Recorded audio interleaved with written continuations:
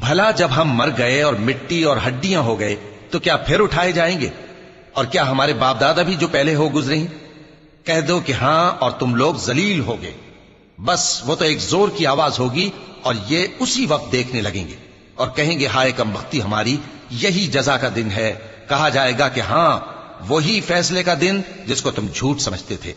فرشتوں کو حکم ہوگا جو لوگ ظلم کرتے تھے ان کو اور ان کے ہم جنسوں کو اور جن کو وہ پوجا کرتے تھے سب کو جمع کر لو، یعنی جن کو اللہ کے سوا پوجا کرتے تھے، پھر ان کو جہنم کے رستے پر چلا دو اور ان کو ٹھہرائے رکھو کہ ان سے کچھ پوچھنا ہے۔ تم کو کیا ہوا کہ ایک دوسرے کی مدد نہیں کرتے؟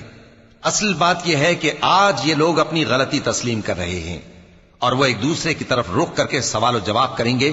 پیروکار اپنے پیشواؤں سے کہیں گے کہ تم ہی ہمارے پاس دائیں طرف سے آتے تھے۔ وہ کہیں گے نہیں، بلکہ تم ہی ایمان لانے والے نہ تھے اور ہمارا تم پر کچھ زور نہ تھا، بلکہ تم ہی سرکش لوگ تھے۔ سو ہمارے بارے میں ہمارے پروردگار کی بات پوری ہو گئی کہ اب ہم عذاب کے مزے چکھیں گے۔